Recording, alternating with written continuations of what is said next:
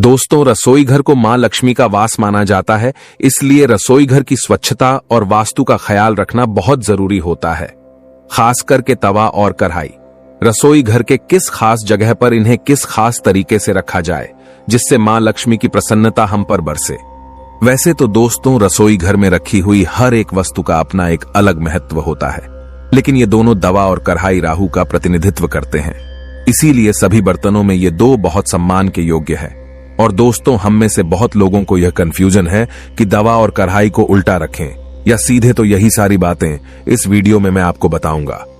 दोस्तों, रसोई घर मां लक्ष्मी का वास होता है, इसलिए रसोई को हमेशा साफ रखें। यह भी ध्यान रखें कि जब रात को खाना बना ले तो सोने से पहले झूठे बर्तनों को अवश्य धोकर रखें।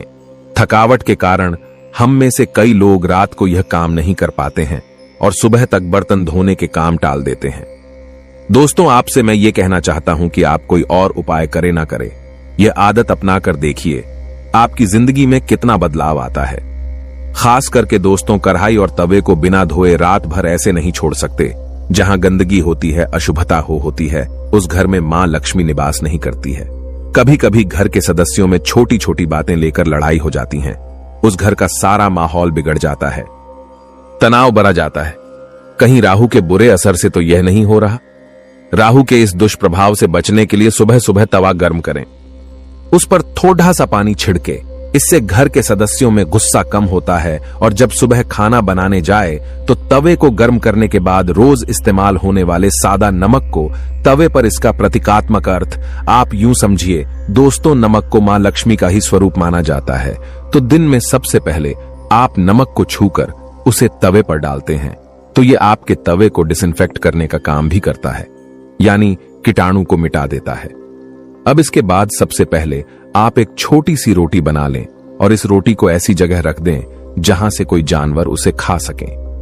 घर की पहली रोटी गाय माता को ही खिलाई जाती है, लेकिन आप कौवा या कोई अन्य पक्षी या चींटियां या मछली ही सही, किसी भी जीव को खिला दें। घर में जब तवे का उपयोग ना हो तब उसे ऐसे रखें कि दिखे नहीं, यानी उसे अलमीरा में या कहीं पे रख दे, उसे खुले में ना छोड़े और कभी भी खाना बनाने के उपरांत उसे खाली चूल्हे पर ना छोड़े। तवा और कढ़ाई दोनों जहां खाना बनाते हैं, उसके दाएं तरफ रखे तवे या कढ़ाई को कभी भी सीधे नहीं रखना चाहिए, यानी कि जब उनका इस्तेमाल ना हो तो उन्हें सीधे ना रखें।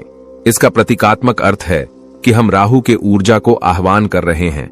और प्रैक्टिकली देखा जाए कि तिलचट्टा या छिपकली या मक्खी या कोई भी ऐसी कीड़ा उस पर ना चढ़े। ये कीड़े अगर सीधे रखे हुए तवे या कढ़ाई पर चढ़ जाए और उसी पे हम खाना बना ले तो फूड पॉइजनिंग हो सकता है। एक और बात का ध्यान रखें कि तवे या कढ़ाई को कभी भी जूठा ना करें।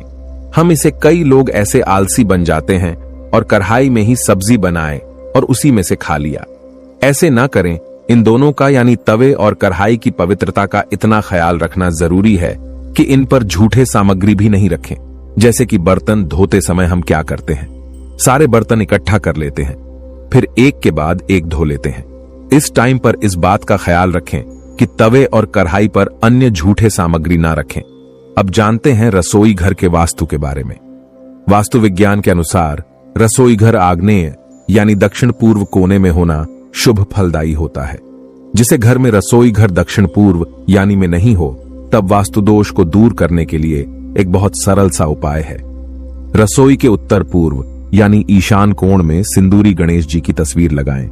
वहां पर यज्ञ करते हुए ऋषियों की चित्राकृति भी लगा सकते हैं। और शायद आप यह बात जानकर चौंक जाए कि रसोई घर में पूजा का स्थान बनाना शुभ नहीं होता है। अब यह प्रश्न उत्पन्न होता है कि जब रसोई घर को मां लक्ष्मी का वास माना गया है तो वहां पूजा स्थल निषेध क्यों है? ऐसा ही प्रश्न उठा था मेरे झाड़ू वाले वीडियो में, जब बहुत सारे लोगों ने मुझसे पूछा कि जब झाड़ू को मां लक्ष्मी का ही स्वरूप माना गया है तो उसे पूजा स्थल में उपयोग क्यों नहीं कर सकते।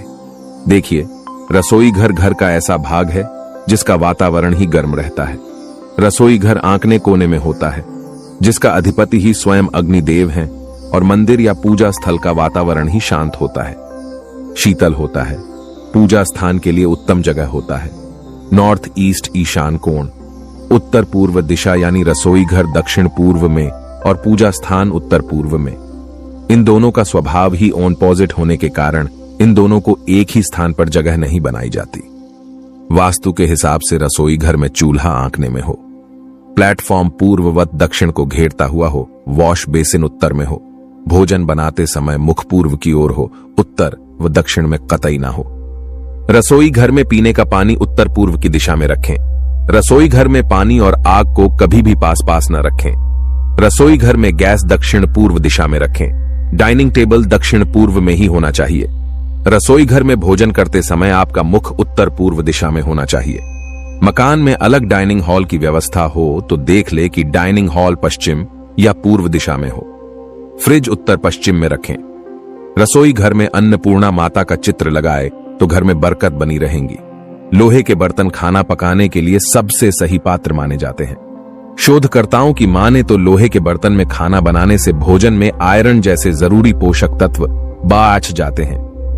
पीतल के बर्तन में भोजन करना, तांबे के बर्तन में पानी पीना अत्यंत ही लाभकारी होता है।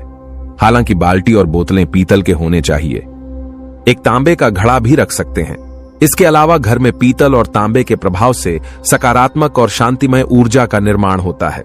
ध्यान रहे कि तांबे के बर्तन में खाना वर्जित है। और अब वीडियो की आखिरी बात, जब भी भोजन खाएं उससे पहले उसे अग्नि को अर्पित करें। अग्नि द्वारा पकाए गए अन्न पर सबसे पहला अधिकार अग्निदेव का ही होता है। दोस्तों, मैं आशा करता हूं कि यह सारी जानकारी आपके लिए फायदेमंद हो। आपके अमूल्य समय के लिए धन्यवाद।